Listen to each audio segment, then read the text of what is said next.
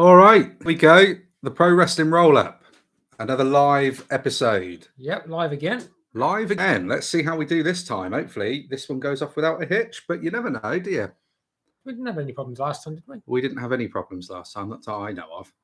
But yeah, we're going to ease into this one a little bit, see what we get come through.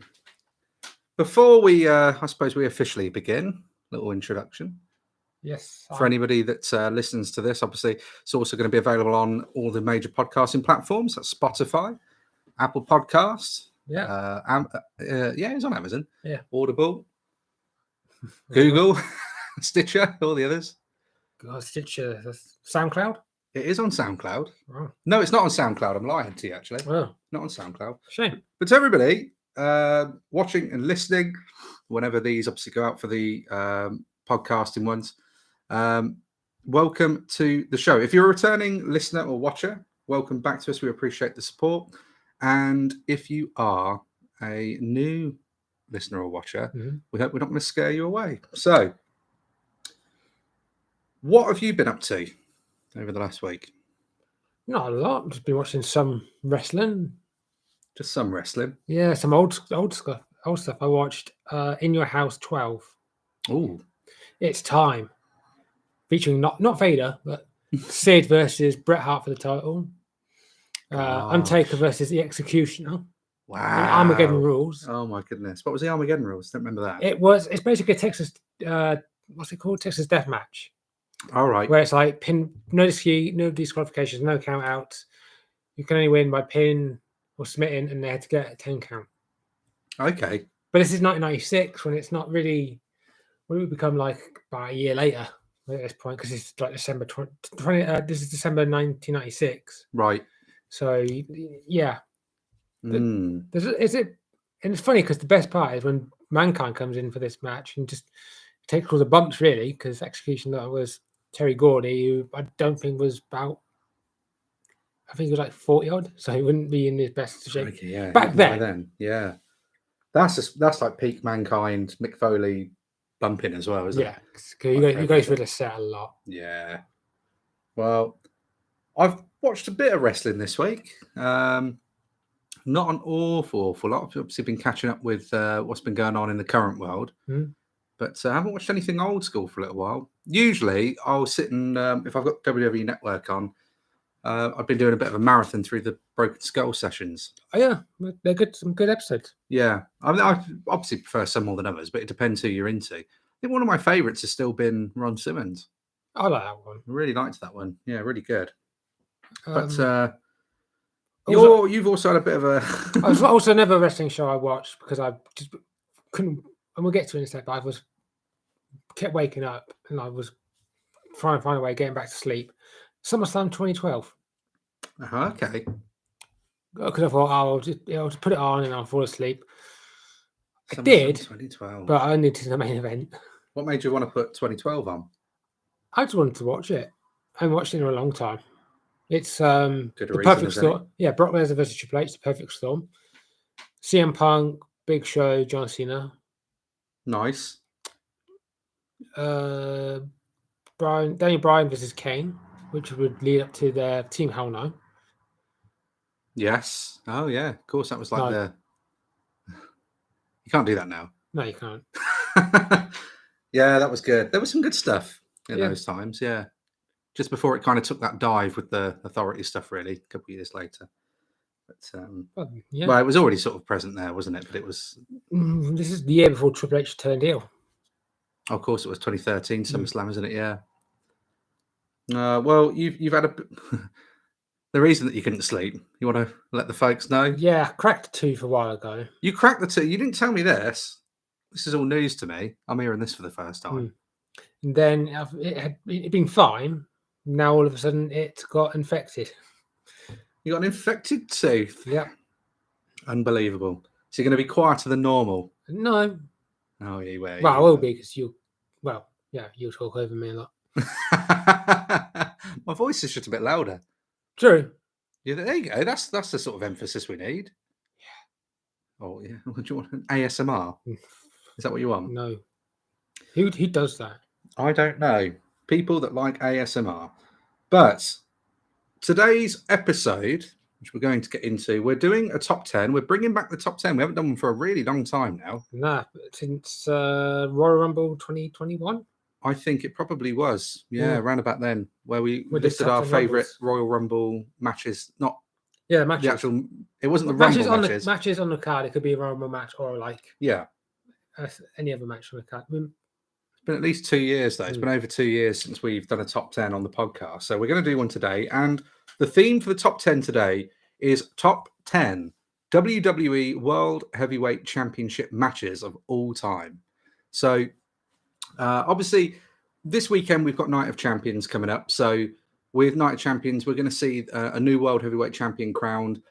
They've said it's going to follow the same lineage as the original Big Gold. So I suppose in honor of that, we're going to list the best matches of all time. Yeah, we are. Our personal ones anyway. So obviously it's a subjective list.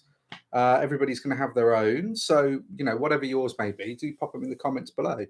But we're going to be going into that shortly. First of all, though, I do want to have a couple of shout outs to some good folk out there. First of all, The Heel Truth. Ted the Hillbilly Heel. The Heel Truth is a fantastic wrestling podcast that you can find on all major podcasting platforms.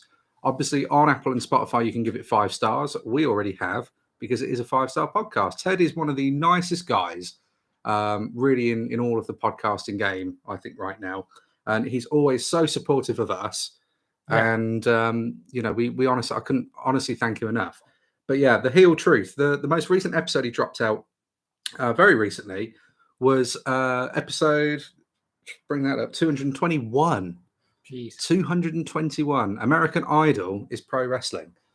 And he basically goes through the episode and gives us a really interesting insight into how American Idol is basically booked like pro wrestling. It's a really interesting listen. And those sometimes are the ones that I quite like the most, because you take these kind of concepts and it's something fresh, it's something different. Ted's got a lot of different things like that on the podcast. The Heel Truth, Spotify, Apple Podcasts, wherever you get your podcasts from. 5 stars, Dave Meltzer it, and give him a follow and a subscribe. And all of the other ways and other places where he is and platforms and everything, it's all listed in the descriptions of the podcast that he puts out there. But yeah, he's a great guy. And Ted, thank you very much. Another one, though, we've got to give a shout out to the WrestleManiac. And the WrestleManiac is another one who's been a massive, massive supporter for us, and we really, really appreciate it. Yeah. And it's a really interesting situation with WrestleManiac, because in Greece, he told me this, in Greece, WWE is not really a big thing. All right. Not that it's not a big thing, but it doesn't get the exposure in Greece that it does, like here in the States, other parts of the world. There's not anywhere that shows it like as frequent, or if at all, I think he may have said. So crazy. But you can find him at the WrestleManiac _0 on Twitter. And he's also on Instagram, Facebook as well. And he's always putting some interesting sort of articles up and interesting bits of trivia and facts and things like that. And obviously you've got translation on there, so you can translate into English or whatever your language is. But he writes it all in Greek, and I think WrestleManiac is going to be a really good person. If you're in Greece and you're just not quite sure where to go to, because again, it's not probably as popular in Greece, do head over and give the WrestleManiac a subscribe, because that's exactly what you should be doing. Yeah. And there he is, the WrestleManiac. He's in the comments now. Hello. Hey. Just finished giving you a plug. Oh, he's here for a while. Well, it's good to have you. It's good to have you. Welcome onto the show. But yes, I think I got your tag right, WrestleManiac. So that's WrestleManiac _0, I believe, on Twitter. I'm going to assume that's the same for Instagram. If it's not, then I know he's going to correct me. Nice seeing you live. It's nice to see you in the comments, WrestleManiac. You're always, always, always welcome along. We really do thank you for your support. Definitely. But yeah, absolutely. That's two. We should be doing that more often, and we've We've done it in previous podcasts and things like that. But, you know, we really are. It's interesting podcasting. I know we are going to get to the top 10, obviously, but, you know, we will get to it. Podcasting is interesting. When we started this in 2020, you start with like a complete blank slate.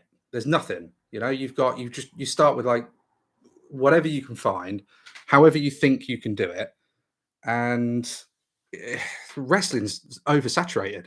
Very much so. Very oversaturated. You know, if you'd have gone in probably around, when did Colt Cabana start his podcast? Because he was really the first one to kind of that must really be 2013. Are we in 2014? 2013. Well, he was already well into it by the time he had Punk on, and they did that infamous episode, and that would have been early 2014. Yeah, because that was straight. That was really well. It wasn't straight after, was it? It was a little while after. That was late 2014. Yeah, he'd been going for a little while before then. I reckon it was probably around 2010 or not long after. Could be.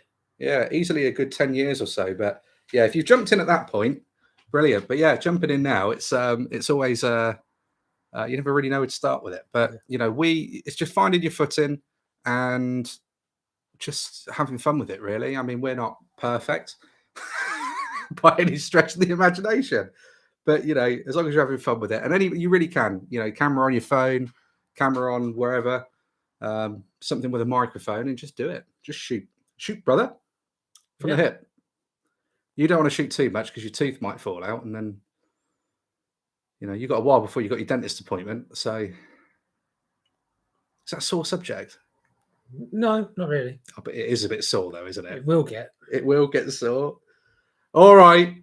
I think that's enough beating around the bush. I think we should go through it. Top 10 WWE World Heavyweight Championship matches of all time. Now, WWE World Heavyweight Championship. So we're counting this from the big goal being introduced on Raw in September 2002. So not from the point with the WCW and the invasion angle and everything like that. So when it was awarded to Triple H, from that point onwards until it was retired in 2013, these are the matches we're going to go through. Top 10. We've got top 10 each. So we'll see how this fares. I think we're going to have a lot of the same.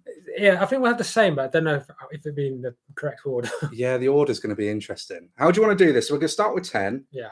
And do you want to go first? Do you want to give us your number 10? Yeah, I'll give you number 10. Go on then. I'm going to have a sip on me stout that I'm not going to promote because we don't get paid sponsorship. No, we don't get paid anything. But it's a really nice Irish stout. Whatever. My number 10 would be higher if it was longer.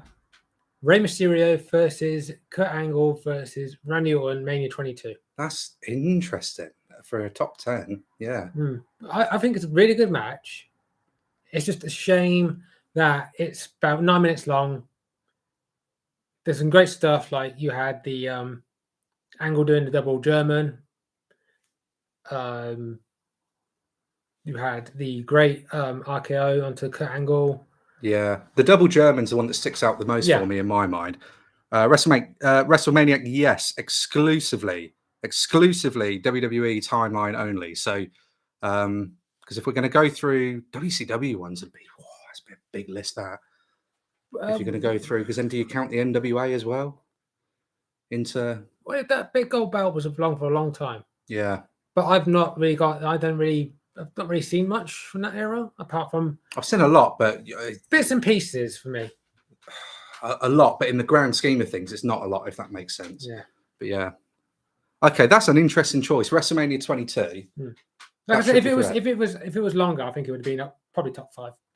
Really? Yeah, because I really think it's a good match. It's just a shame it's short, and it's a bit obvious that Ray was going to win that match. I think, but that's one of those things, though. I think where the predictability of it didn't really hurt it. Like, so people say all the time, and obviously it is true, but just because something is predictable potentially, it doesn't make it a bad thing.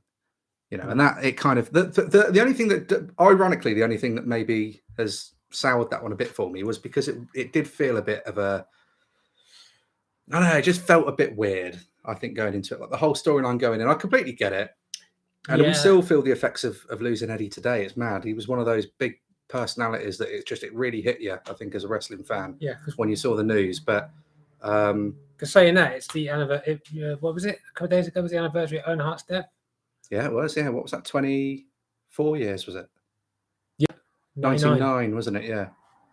Crazy. Well, that's an interesting number 10. I'll give you my number 10. One. Mine is from SummerSlam 2009.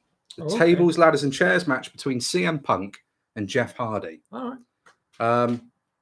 That one was interesting because Punk's heel turn showed how more from Punk, I think, because he was so beloved at this point, wasn't he, in WWE? And a big part of it is because he was the underdog. He didn't fit the mold.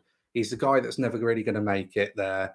And he kind of got over in that way, like a lot of other people have. Yeah. Your Daniel Bryans and your Sami Zayns and everything like that. But the match itself was interesting because he did that heel turn and he proved like Punk's a natural heel. Yeah. He's a natural heel as well. I mean, you just look at the last 12 months of AEW, like Punk's, and again, that's not stating that he's like in the wrong or whatever. We weren't there, not doing that. He's in the news enough already. But he's a natural heel. And the juxtaposition between him and Jeff Hardy was kind of almost perfect. It could be higher, but for similar reasons to like the triple threat, the thing I'm a little bit like this about is because I've never really liked the fact, because they've done it so many times with Jeff, where they bring the real life problems that he has into storyline. It's just been done a lot, and it wouldn't matter so much. They did it with Eddie Guerrero, right? So with Eddie and Kurt at WrestleMania 20. Yeah. And well, even with Brock as well, actually, for No Way Out and then into WrestleMania 20, the whole thing was about Eddie being a recovering addict. But Eddie was he had recovered and his life had turned around. And I think what made it more awkward with Jeff is that hopefully this is it. But, we've said it a lot with Jeff and it's just, it happens a lot, and that's not wishing ill on anybody, but it has happened a lot. And I think that's what makes it a bit difficult because it's kind of, the story is meant to be that he used to do this and he used to do that, but, he still does do this and does do that. And he's the baby face in that. So, yeah, I don't know. I like but the match itself is fantastic. I think really, really good match. And those two were kind of born to sort of be rivals, I think, really. Definitely. With Punk's way of life and that kind of, this is before he's kind of gone in straight edge society as well. So he's not in that preachy mode yet. No, but he was starting to. It was like it was the origins of it, which weirdly though, he did adapt that in Ring of Honor. I think it was just, he let it morph over time with the WWE version. Yeah. But yeah, that's my number 10 anyway. WrestleManiac popped in his top one. So this is WrestleManiac's top, I believe this will be his top pick, is Batista, Triple H, Hell in a Cell 2005. It's a Vengeance. That's his number one. He's had to go. But obviously, yes, WrestleManiac, thank you very much for popping that one in. And we hope you've enjoyed for what you could be here for. But yeah, that one, I won't go too much into that in case it's on one of our lists. Yeah. We'll see. We will see. No, I reckon that's a yes then for you. We'll see. Well, we will see. All right, what you got for number 9? Number 9, I have the Edge versus Jeff Hardy ladder match from Extreme Rules 2009. 2009 was a good year for the world title.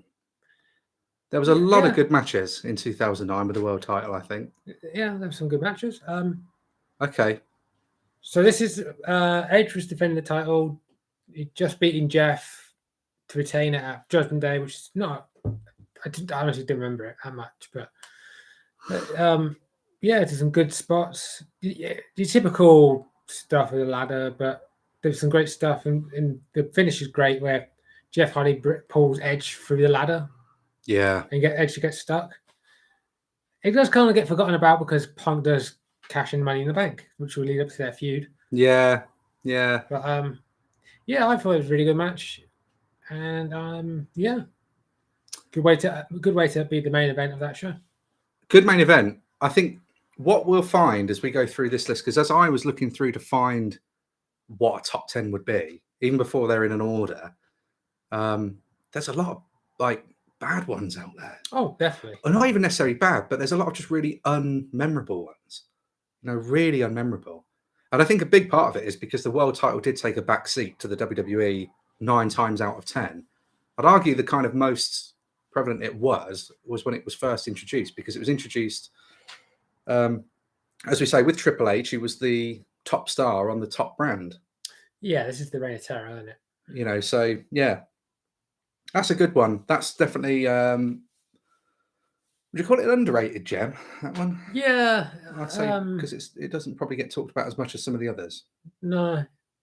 Yeah, I think it's very underrated. Pretty underrated. I like that. I've got one from 2009 for my number 9, and it's from Backlash, and I've got the last man standing match between John Cena and Edge. All right. Yeah. Number 9, eh? Oh yeah. Where's yours going then? Not saying. Yeah, but I bet it's number 8. No. All right. I'm not saying that. Yeah, the last man standing match, Backlash 2009. I literally just said, so I won't go through it all again. But 2009 was great. That match was one of my favourites between John Cena and Edge. My absolute favourite John Cena and Edge can't make the list because it was for the WWE title, and that was the TLC. Yeah, if it was Unforgiven in 2006.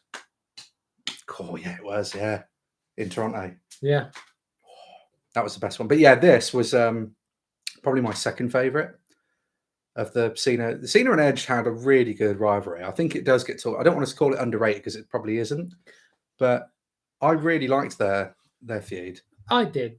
I didn't like their SummerSlam match they did before the TLC. Right. Yeah. Okay. But apart from that, most of the match was really good. This one was really good. The last man standing, and this is when they were starting to get like a bit more inventive with some of the finishes for last man standings as well. I mean, it wasn't the most obviously innovative finish, but Cena was like the guy that was starting to like utilize things, wasn't he? Like with Batista, and he used like tape to tape him up like a year or so later. Yeah. I'm going to go off on a tangent about seeing last man standing matches, but yeah, that one's my number 9 because it is really good, and I think out of all of the matches they had, that's probably my second most favourite. Cool. Which is a really good match for the world title. Really good. What about number 8 then? What you got? Now this one, it's not. It's going to be Randy Orton versus Mark Henry, Classic Night Champions 2011. Randy Orton, Mark Henry? When Mark Henry won the title. Number 8? Yeah, because I like the story of the match. How Mark Henry had been built as this giant. And I'm just surprised. And the fact that he won the title and you get to the crowd and nobody's happy. I'm surprised. Shocked even. I really like this match. I really like it. Do you know what? I'm surprised it's in there just because that's doesn't get talked about at all. And that's nothing against anyone here because I love Randy Orton, and I don't think anything compares to that Hall of Pain run with Mark Henry. No. It was really good, and that really is underrated, I think. It is very underrated. Yeah, that was a really good run, but it's just one of those, it just doesn't spring to mind for me. Yeah, I understand. That's why it's a good, I like that. And don't forget, this is the same show where CM Punk lost to Triple H. After Punk had just come back from the, 2 weeks leaving WWE. Regardless, he was white hot at the time and the whole thing. Another story for another day, isn't it? But yeah. Well, I really like the story of the match where the story is basically Orton just needs to put the arco on Mark Henry, but Mark Henry just have none of it and just stops him at every point, dominates him. It's a good match, yeah. And just wins the match by just stopping the arco out of nowhere. World Strongest Slam, 1, 2, 3, becomes World Heavyweight Champion. I might have to go back and watch that again at some point, Yeah. Wow. Well, it's very different to my number 8. How different?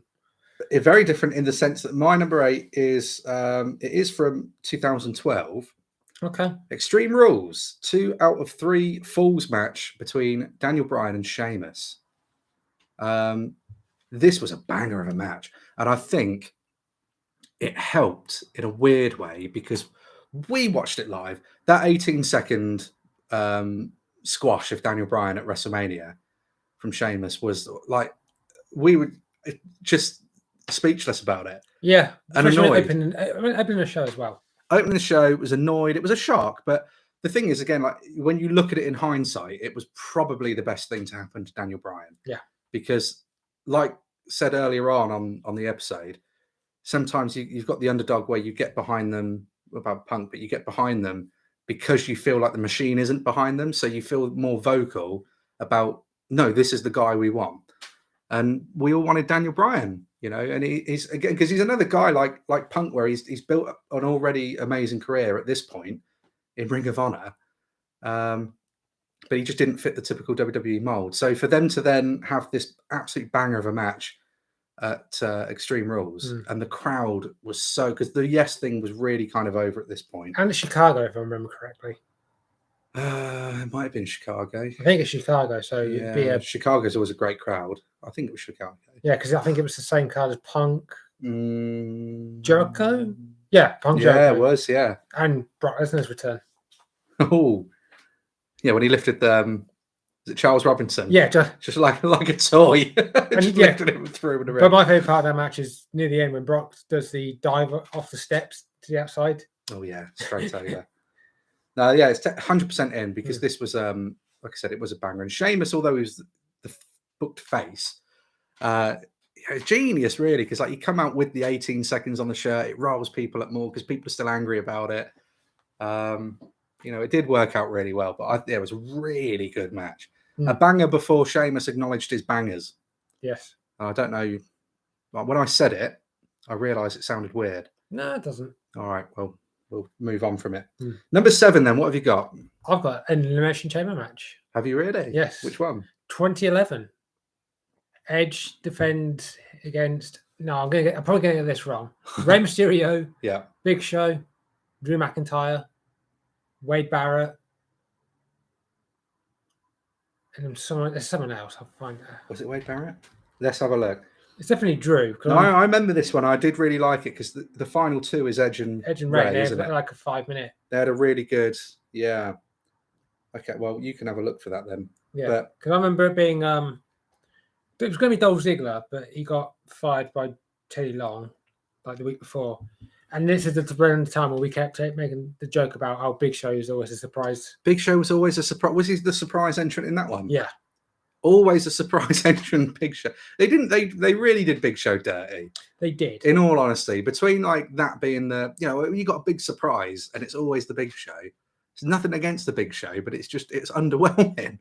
And all the face turns and heel turns and everything, it was just, oh dear. Kane.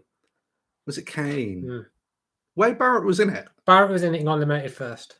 What was Barrett doing at the time? Was he in Core? Yes, he was in Core. Ooh, okay. He was in the Core.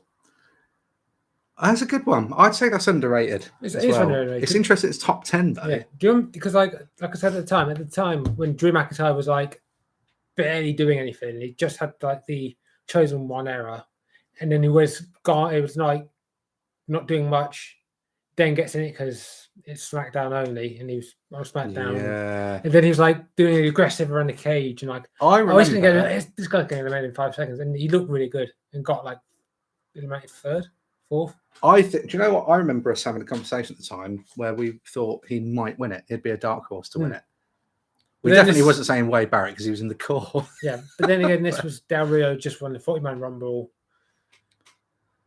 Yeah. Wow. Drew's career since then. That's mad. That doesn't really feel like it was that long ago, that chamber. 2011, like I say. Crazy. That's good. That's underrated. My number 7 is, I don't think this is underrated in any stretch. I think everybody has this one, I would say, in their top 10 and maybe even higher. But my number 7 is from No Way Out 2006.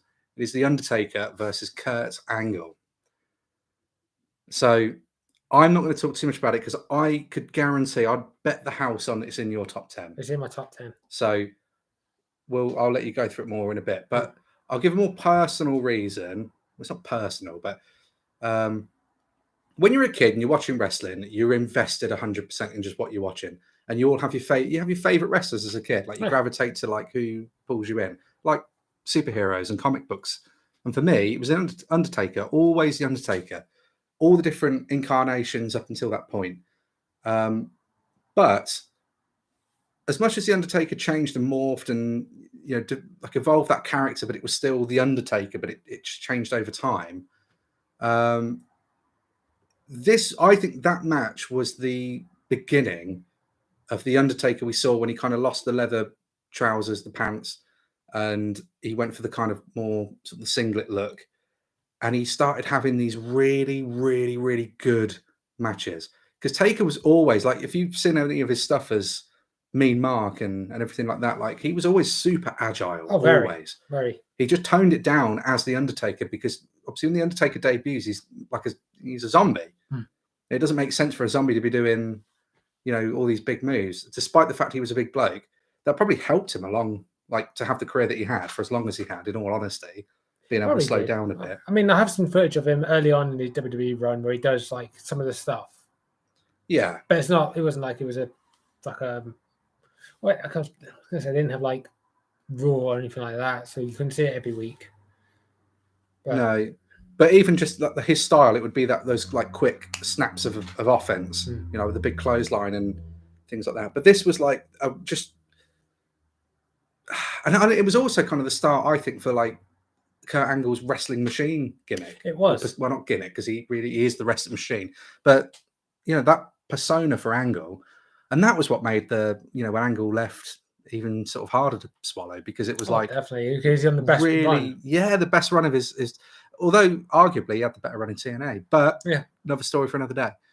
But yeah, that one for me, like on that reason, because you'll go through yours, but yeah, that was the start of Taker having those like oh, wow, like Taker's awesome, but like, man, he's having like these really good matches, and it was just as the years went on, he just kind of got better and better somehow. He had the Orton feud, which was good the year before, but it didn't feel like he had that many really good matches at that point. It's just tricky because of the type of matches that he'd be put in. Would you you'll run in with people like Giant Gonzalez and Carly at one point. Would you say his last good match before that was a Hell in a Cell against Brock? What, No Mercy 2002? Yeah. I mean, we love the Buried Alive of Vince, but it's a bit too one-sided. It's entertaining. But it's a bit one-sided. And there are good matches from that. It's difficult because it's how do you look at it? Because it's all subjective, isn't it? Like the top 10 in general. It's like there's a lot of Undertaker matches from all the different personas that I really like, but they're just he's different in the match. He approaches the match differently. It's like, who doesn't like the Hell in a Cell from King of the Ring 98? It's not a wrestling match. It's not Taker Shawn Michaels Mania 25. No. Or 26. 20. Yeah. But like it's just different. But that version, like what we saw with Taker and Michaels at 25, I feel like that version of the Undertaker kind of started at No Way Out 2006 against Angle. That's when it sort of like he started going that way. But yeah, that's my number 7 anyway. All right. Fine. Number 6. We're nearly in the top 5s. Sheamus versus Daniel Bryan, Extreme Rules 2012. Oh, okay. Higher than mine. Yeah. Like we said before, how good it is. And I don't think we were expecting it to be that good. Well, we didn't know what to expect, did we? Because of Mania. Well, and we were thinking, Sheamus hasn't had the match yet at that run, I don't think. Because I think the Triple H was meant to do that, but the matches were okay, not brilliant. Kind of forgettable in a weird way. Yeah. But and it was probably the first time really that I'd seen a Daniel Bryan heel run and go, now I see why people like this guy. Because I've been a fan. I was a fan of his stuff when he debuted because I knew about him. Yeah. But it's like, now I see it. Now I see why people like this guy. The technical wrestling part of it. Sometimes you need that heel turn to switch yourself up a little bit, isn't it? Because it's weird because it wasn't until everyone loved him already, but it was. I don't think it was him being heel that did it. I think him being heel allowed him to show more personality. It did. But like I said, the fact that it felt like the WWE machine was never going to be behind him is what gets fans to get more riled up to be behind the person that you want there. Because there's always a power struggle, or at least it feels like there's always been a power struggle, at least since the Cena era, where the guy at the top is not the guy you want at the top, or the collective fan base wants at the top. Yeah. And I feel like Sheamus just, people just turn on it because it felt like it wasn't his time anymore. Which is weird to say now because then look at Sheamus now. Yeah, and how many bangers that we talked about? How you guys now? Mad. Really good match though, yeah. 100%. Very good. Well, my number 6, I was going to put this a bit higher initially, but I had to make some sacrifices. Number 6 is from No Mercy 2008. It's the ladder match between Shawn Michaels and Chris Jericho. What a match that was. Yes. Really good. The finish was new. It was different. Yeah, very, very, very innovative. Both holding the belt. Never seen it. It might have been done before then, but I don't remember seeing it done before that match. No, because it was a tug of war on the belt. Tug of war with the belt and then the headbutt. I think it was a headbutt. Yeah, it was a headbutt. Because Jericho gets pulled into him. That's why. Yeah. What a match. The story to it might probably not fly today. Well, it wouldn't fly today. Which is weird because 2008, are we still in PG era in 2000? This would be the first few months of PG. Yeah, so you can see that transition's not all the way through there at this point, because one of the angles, of course, Shawn Michaels brings his real life wife into the angle, and to get heat from the crowd because Jericho's the heel at the time. He goes to punch Shawn. Shawn moves out of the way. Jericho clocks Shawn Michaels' wife in the mouth, but I mean, he punched her in the mouth. Yeah, like her lip was swollen, and he couldn't get away with it today. But and that was technically still PG era. Well, that's what I mean. But it's that kind of. Well, was it PG era, or are we just in the point there where the blood has stopped? Because there's blood in this. Well, yeah, but that's accidental blood because Jericho, funny enough, breaks his tooth. Don't break your tooth. Too late. It is too late. I feel really sorry for you. Shouldn't. I don't. But yeah, I believe PG era starts around SummerSlam time. It didn't feel like a PG era match. That's the thing for me. And their feud didn't feel like PG era because they had the unsanctioned match the month before. Yeah. Jericho and Michaels always have really good matches, but obviously for the world title, this was the first. Because I mean, the first one-on-one encounter was at WrestleMania 19. Very good match. That was a really good match, but yeah, it was world heavyweight. This is where we're in that kind of territory now, where every person in it feels like a world title contender, like they are world championship material type deal. I know that's a weird way to phrase it, but like they feel like big matches, and they were big matches, and they were great. But yeah, that ladder match is among one of the best ladder matches of all time, I think, because it didn't rely on the stuff that you kind of get used to seeing in ladder matches, which is ironic because it's Shawn Michaels himself, along with Razor Ramon, that really kind of put the match on the map to begin with. Yeah, and Jericho's got some good ladder matches with Benoit. Yeah. The TLC tag team one. The one on Raw. One on Raw and SmackDown. Oh yeah, of course. Yeah. That's my number 6 anyway. So we're going to go into top 5 then. Yes. Top 5. Anybody as well, by the way, watching, if you've got your own, do feel free to pop them in the comments below. We can read those out. But top 5. This, I'll be surprised now if we don't at least get one the same, and we've ranked it the same.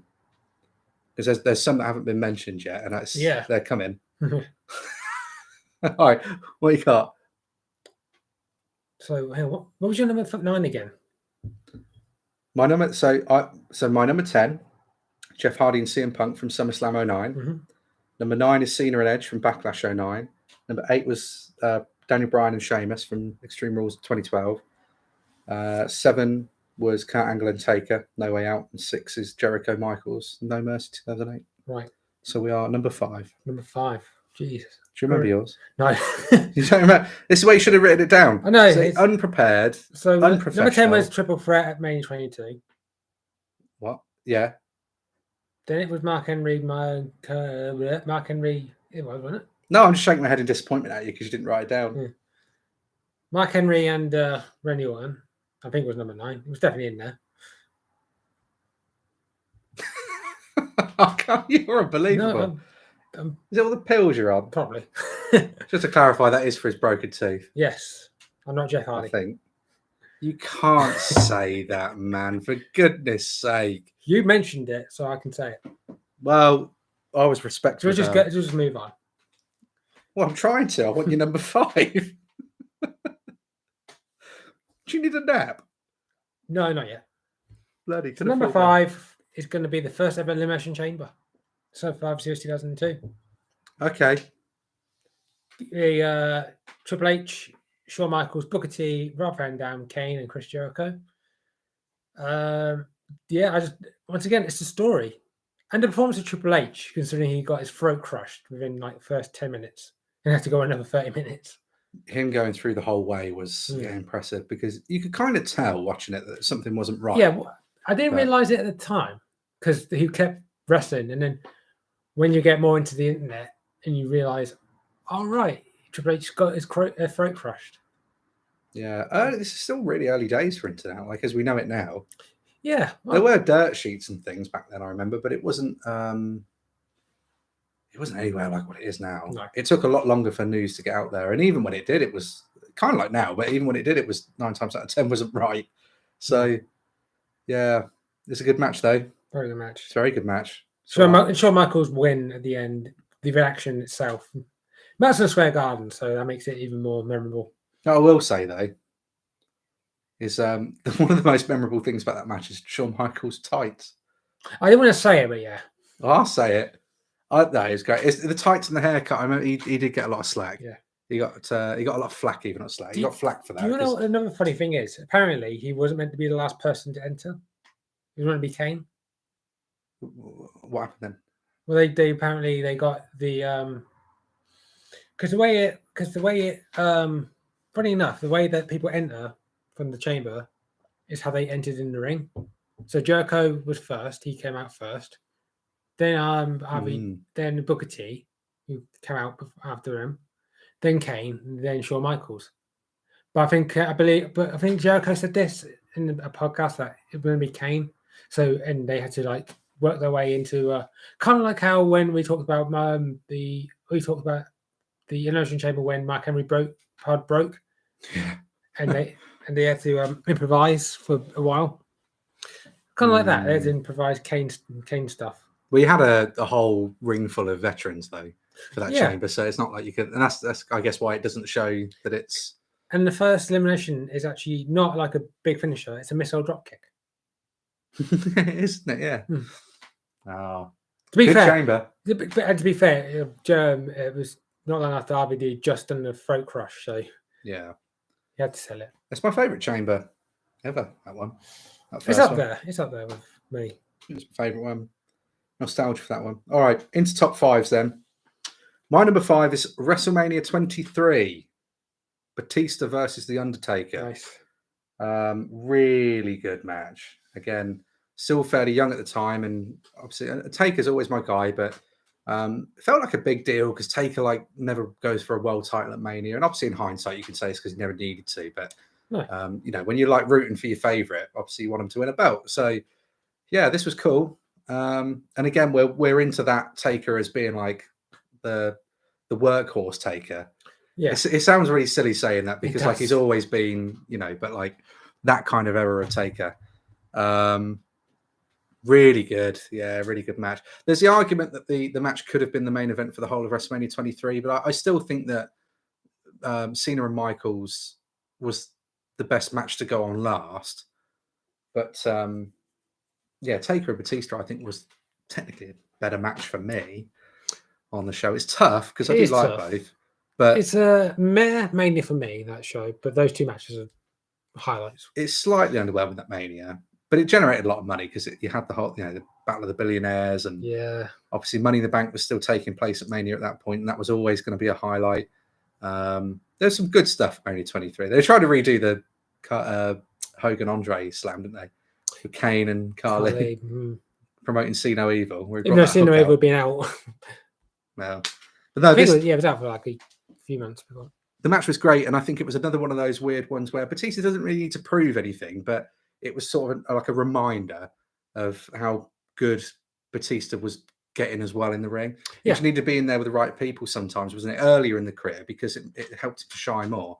It's like with Triple H, and obviously one of the comments down below for Vengeance 2005, the Hell in a Cell match, which was the best of the Triple H Batista matches ever. Yeah. You know, he's in there with people that just made him look really good, and he was great. But between him and Taker, awesome. Great match for WrestleMania 23, one of the best matches on the card. Probably the best match on the card, maybe. Right. I dare say. So that's my number 5. Number 4. Number 4 we got Edge versus John Cena, Backlash 09. Oh, much higher on your list than it was on Yeah, mine. I just thought the things they did were amazing, especially like the AA from the announce table to the crowd. Yeah. And like the finish we talked about, like it's a bit Hollywood, but it's WWE, so you can get away with it. Where Big Show comes in, chokeslams Cena through a light. It's a big deal, though, wasn't it? Yeah. I mean, it was cool. It's a cool visual. But the annoying part is that Cena no-sold it like the day later on Raw. Cena was pretty guilty for doing that. We can talk about Cena now as like one of the GOATs, and he is. Yeah. But it wasn't just a real, oh, he's the champion forever. Why people got really annoyed at him. Like there were other reasons, but that was I remember that being one of them. Yeah. That and the Nexus. SummerSlam. Yes. Where he no-sells the DDT. No sells DDT and then Concrete. Gets about to get 415 and then beats two Nexus members in like 10 seconds, whatever the hell it was. So I blame him for the call. But it's good. I don't, if you want to add to what I was saying, obviously the spotlight. Spotlight, yeah, it's just good visual. The Cena sitting there asleep. Yeah, really good. 2009, what could you give the world? Very good, yeah. All right, I'm going to turn back the clock a little bit with my number 4. I'll say a little bit. It's only a year before that, but it's One Night Stand, 2008. Tables, ladders, and chairs. Getting a bit of a theme here. The ladders are coming out between Undertaker and Edge. I swear there's not. Well, I'm trying not to put bias in. Taker's been on the list now a few times, but he's had really good matches for the world title. There's no denying it. And like I said, like again, a name that is world title kind of caliber, right? But Edge and Taker, another one of those really good rivalries. Edge and Taker's stuff was awesome. Did they ever have a bad match?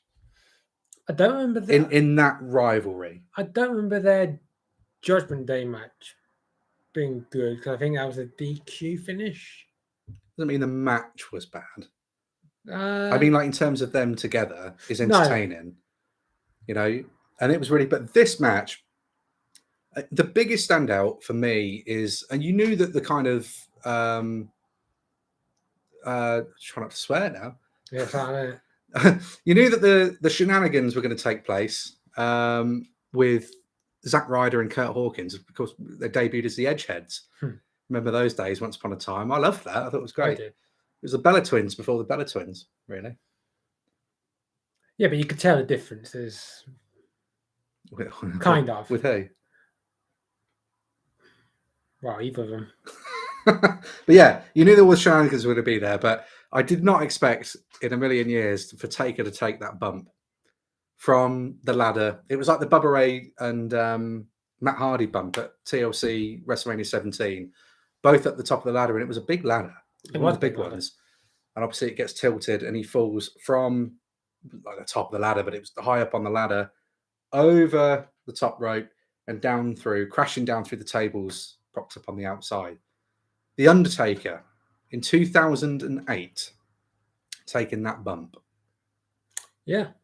It's not on my list. I don't think it'll be on your list, but do you remember TLC 2011 when it was Edge, Rey Mysterio, Kane, and Del Rio? Del Rio, yeah. And Ricardo does the backwards bump through 2 tables. Yes. For no reason. He didn't need to do it. I miss him, you know. He was really good. I liked him. Ricardo Rodriguez. Yeah. I'll tell you, it's not on my list, that match, but it would be an honorary mention if we're going to do those. I don't remember it being a good match. I just remember that spot. I think it was a good match, that one. It was good. Just not in the top 10. But yeah, that TLC match, if you haven't seen that one, I would go and see it, especially because if you like TLC matches, that's about, for me, as good as they get, I think, as in terms of like one-on-one. Yeah. TLC matches. Really just amazing. Really good stuff, that one. That's my number 4. All right. Number 3, the top 3 now. This is your bronze. Yeah. The third best World Heavyweight Championship match of the WWE era of all time. What you got? Batista versus Undertaker. Hell in a Cell. Oh, Hell in a Cell. That's underrated, that one. Very underrated. Yeah. It's, yeah. I love the Match of Mania. I love the Backlash, Last Man Standing. I wish I could remember not the Hell in a Cell, the Steel Cage, where it's a double finish, but where you've noticed Undertaker does jump before Batista, so but it's tape SmackDown. So, and I do like from what I remember, their match at Cyber Sunday. I think it was Steve Austin as the referee, but Hell in a Cell to me, it was like a combination of all those matches combined. Yeah, which is weird because that's like the same as the Triple H one, and that feud, isn't it? Batista just evolves by Hell in a Cell. Yeah, it's good. Yeah, it's a very good match. I very really good. enjoy it. My number 3 is also set inside a steel structure, and you've already said it. Mine is the Elimination Chamber match from Survivor Series 2002. Nice. So, not really much more to add on it that you didn't already say, but yeah, it was the first one because it is my favourite chamber match anyway. And like I said, every match, every person in there, the stories being told. You had Michaels and Triple H, Van Damme even just being a part of it was insane. Booker T's a former world champion. Kane was in there. He was the big man threat.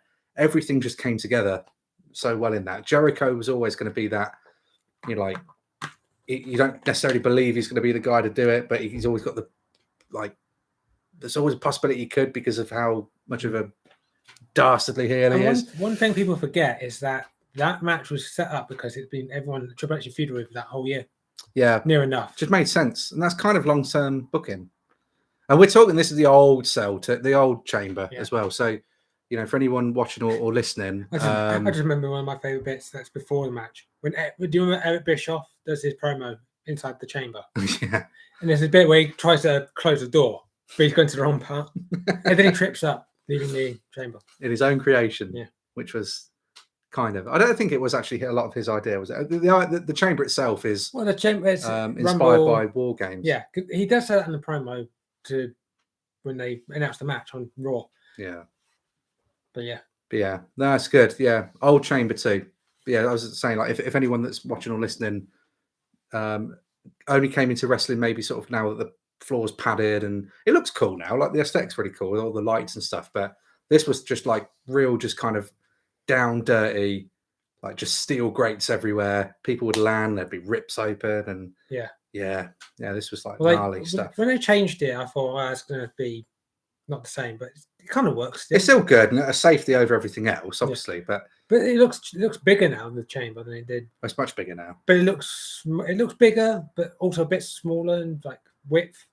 It looks bigger. Look bigger in height, but it looks smaller. Yeah, you know, like the top's bigger because obviously they can do like more insane stuff of the pod, but it feels like the width of it looks smaller. You know what I mean? Like the Thunderdome from Mad Max. Yeah. R.I.P. Tina Turner. Tina Turner. Oh, Tina, I was pretty shocked actually. Sad. I was shocked knowing that she was 83. Was it? 83. Something like that. But then I remembered GoldenEye, so it was like pop GoldenEye and Thunderdome on. Well, so we don't need another. I don't need another. We don't need another hero. Yeah, whatever. From Mad Max, Tina Turner, what a legend. Very much so. Simply the best. But she isn't going to be on the top 10, unfortunately, because she never competed for the WWE World Heavyweight Championship. So shame. Number 2. This is it. Silver. We got Randy Orton versus Christian, SummerSlam 2011. Amazing. Very good. Really good. Very. Once again, the feud for the World Heavyweight title. There's so many good ones, and this is one of the best ones because, like we said about Edge and Taker, I don't think there's any bad matches. Even the match where Orton wins the title the first time. Yeah. Even the Money in the Bank one, where it ends in a DQ. That's still a fun match. I'm going to tell you now. I knew this was going to happen. I bet it did. My number 2 is Orton versus Christian, SummerSlam 2011. Ooh. So it's the same one. Yeah. Really, it's just they had great matches, but that was the big standout. Yeah, the RKO on the steps. Yeah, because there's no holds barred this time, and so they had the weapons. Weirdly, nearly all of these matches got weapons in them. Yeah, there was another weird one as well because, again, Christian was the heel now. It's like one more match. Christian, I think it got to that point by then, hadn't it? But obviously, because he'd won the title and then lost it like literally a day later.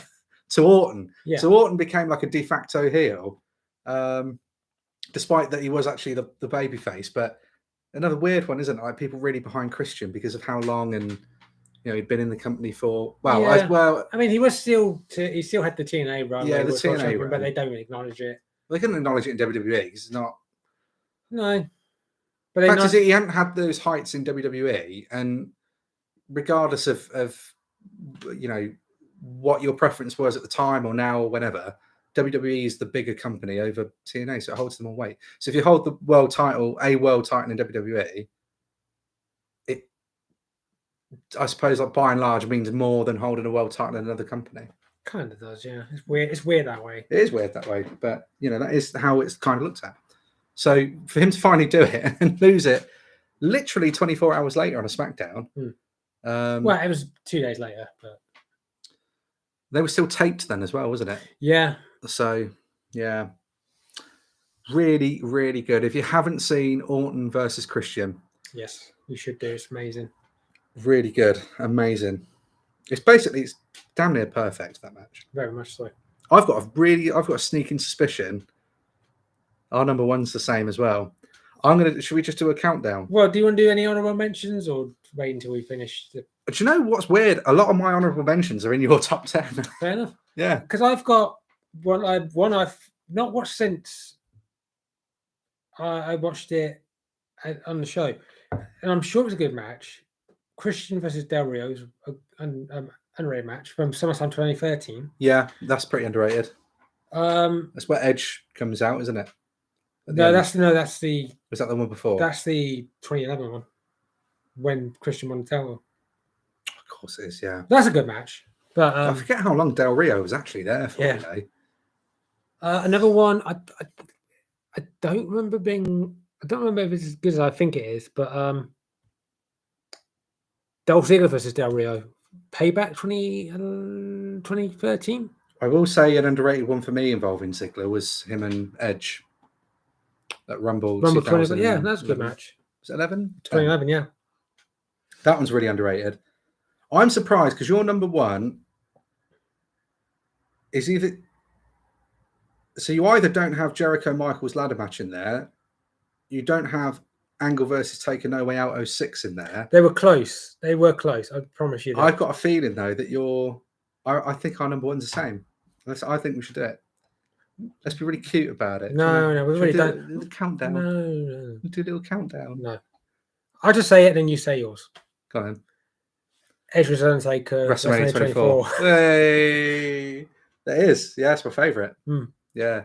Probably the most underrated WrestleMania main event of all time. It's the one that doesn't get talked about that much. It never gets talked about, and I'm really puzzled by it because it's such a good match. Maybe because the Shawn Michaels Ric Flair match. That's 100% what it is. You got the Mayweather Big Show match, which never underrated match that I don't think gets talked about. For a long time, we shouldn't go too much into that, but for a long, long, long time, WrestleMania 24 was among one of my favorite. WrestleMania 17 is always going to be my favorite, but WrestleMania 24 was really up there. Oh yeah, in terms of my favorites, it was really good. That's a day that for me, you, and some others is very memorable to us. Yeah, I mean that was just a good day in general. That was a very good day, but the whole show in general was awesome. That main event was great. It just, I think it's just overshadowed by the fact that you had that amazing send off, kind of. For Ric Flair, for about a year or two. Well, for WWE, it was his last match in WWE. To be fair, so if we call it Ric Flair's WWE retirement match, that was perfect, really. All of that, and it did kind of overshadow it. But it's not the thing you can't take away. There was so much going on in that match that even commentary couldn't even pick it all out because it wasn't just Undertaker's streak. Edge technically had a streak. He said that, but he did lose Money in the Bank the year before. Well, he's never been pinned or submitted. I think that's what they were on. They never really said that part. And the other point was that Undertaker had never beaten Edge up to that point. But I don't think they had that many matches up to that point. It's still the story, though, isn't it? Yeah, I guess it's still the story. What is weird is that because apparently there was a point in time. I can't. It is a quote, but I can't remember exactly where this has come from. It is a quote, but I can't be, you know what I mean? But I'm sure I read somewhere or saw somewhere that Edge was asked to, or was told he was going to go over Undertaker at WrestleMania. So it's potentially a true story that Edge was actually going to beat Undertaker in the main event of WrestleMania 24. But the story that I've seen or heard or wherever it was, really bad reference calling. I know, and I'll put my hands up. That's not great.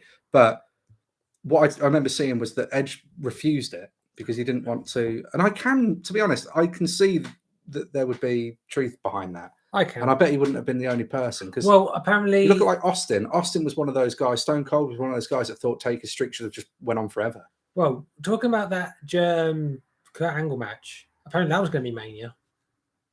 That was a Mania caliber match, wasn't it? But I guess again though, what we ended up with instead was, for Angle ended up in your top 10.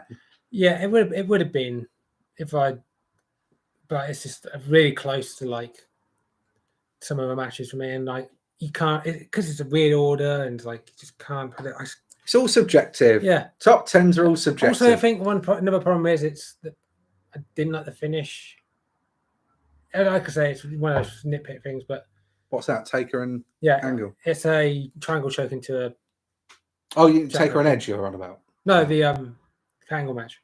Well, the triangle choke is what finishes Mania 24. Well, the Hell's Gate. It's the same move. No, it's not. It is? Go platter. Oh, it's a go platter, isn't it? Yeah. Oh. MMA, bitch. MMA, bitch. Oh, there goes a swearing thing. It's not swearing. That's a female dog. Yeah, he was really trying to get that move over. Well, I guess it was over for a bit. Yeah. And that would lead up to why we had like the TLC match. Yeah. Because the Hell's Gate was banned. But another reason why I think this match doesn't get the most credit is because it's kind of overshadowed by the referee run. Charles Robinson's run during that match is the greatest thing I've ever seen. Like, you watch the Olympics all you want, but nothing compares to that. Because he tried to recreate it, didn't he, a few years later with the Hell in a Cell? Yeah, it wasn't the same. It wasn't the same. Well, the ramp wasn't the same for one. Which is impressive just because of the distance he covered in that short time. Yeah. But yeah, it's great. Because apparently, according to Kurt Hawkins, he said that their stuff was allowed to be. They could say whatever they want, right? And like they could give opinions like for what they wanted to do. But yeah, that was a good. I mean, look at them now as well. You know, they are both doing really good. Yeah, especially Cardona. Definitely. Yeah. Well, we agreed on 2 and 1 then. Yeah. Mad. You could have easily flipped those two though, and I reckon.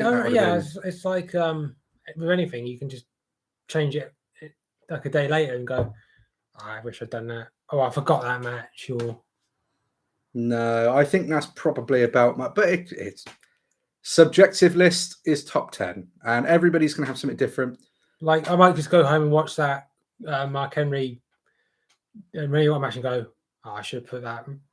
I should put the Kurt Angle match there. Or I'm just surprised it was in your top 10 in general. Do you know what you probably would have benefited from? Watching it, making a list. No. Yeah. Like I said, there's matches I remember I haven't seen in a long time, which probably could have gone on that list and go. Well, the thing is, as well, you know, it's trying to remember what was on Raws and SmackDowns. Yeah, because these are all pay-per-view. I reckon there was a Jericho Shawn Michaels match on Raw in UK for the title. I might be wrong on that one. Maybe. I might be wrong on that one, but definitely I know they had a match on Raw. I think it's the last man standing, but as far as I think JBL just cost Michaels the match. I don't know if that would have been that time. Well, you'll have to do it properly next time, won't you? So I guess that's our list of top 10. What's the next one going to be? What, top 10? Yeah. We didn't finish this one yet. We finished the 10, but yeah, we have to think, won't we? There's a comment. Well, we should be the next top 10. Not entrance themes, not rumble matches. We've done entrance themes anyway. Yeah, that's why I said not to. All right. Could have told him. Could have gave it a plug. I said not to do. That's not a plug though, is it? You could say, don't do this one because we've got top 10 Well, I was going to themes. when I was going All for the right, list. I'll Once let- again, no, you no, were I'll on the list, man. I'll let you do it. You just made the list. That should have been a world title run, really. Yeah, but that was Universal, wasn't it? Well, technically it was because of Owens, but yeah. anyway. Yeah, let us know, I guess. Yeah. We'll figure something out, won't we? We'll see the obviously this top 10 could be out of date in a year. Probably. With the new world title coming out. Yeah. And it's going to carry on, like we said, the same lineage. So and if it is Seth, it's starting off with Seth and AJ Styles, yeah. so that could be number one next week. Yeah. Or number one tomorrow, or tomorrow, because that's when it's happening. Yeah. Can I just say the Hell in a Cell Triple H Batista though would have made it if the list was top 20. Well, was it? It was top 10. Oh, no, but I'm just saying it would have been probably 20. Why did I match? Do you know what? I think we should just call this a day Because this is going to keep going. But thank you, everybody. See, I gave it to the end of my drink. Yeah. Thank you, everybody, for watching the video. Really, really do appreciate it. And obviously, for anyone that's going to be watching this after it's all gone out, of course, it's going to end up on Spotify and on Apple and on all the other ones. Spotify and Apple. What can people do? Give us a 5-star rating. Or what? What are you going to do to them? Do nothing, really. Just say, oh, come on. You're meant to be getting like a bit intimidating. I can't do that. Not my voice. Oh, I can hear your tooth going. But no, you should, because we want you to. So if you give us a 5-star review, that'd be fantastic. Don't do anything under, because it's just no help, really, is it? If you've got nothing nice to say, can I do 4.9? Put it in the comments instead. 4.9? Yeah, can I do 4.9? What? Why? I'll take it. It's not 5-star, close to. A 4.9. What, like RVD's one to Triple H in the chamber? Well, for some people, that was a 5-star. Not for Meltzer. But yeah, everybody, thank you so much. And we'll catch you again. Should be next week. But we've got a bit of a backlog of episodes that we need to come back to. So we are going to be bringing some back, reviving some of these ones that we said we were going to do. And we haven't done yet. Yeah. So we're going to be doing them. And in time, there's going to be more of a set. So that's going to happen too. Yeah. Unboxing's coming soon as well. Unboxing is coming soon. It arrived today. So and you was in for it. I was. For once. It come early this week, to be fair, this month. Yeah, well, I think it's 28th every month, isn't it? So yeah, it'll be a Sunday. So but that's brilliant. We're going to be doing that as well. So again, if you're listening to this on one of the podcast platforms, do head over to YouTube, TMOF Wrestling, hit the subscribe button and the notification bell. You can ring the bell, stay updated. That's what I'd do if I were you. I would. Yeah. Have you? No. Don't need to, really, do we? We don't need to, but everyone else does. Everyone else should. Or 118 subscribers. Thanks a lot, everybody. Whatever you are doing in the world and wherever you are, do stay safe, look after each other. We will catch you again very soon. Yeah. Right. Let's go watch Mark Henry and Randy Orton. And so, oh, God. Well, it was in your top 10. I'm just saying.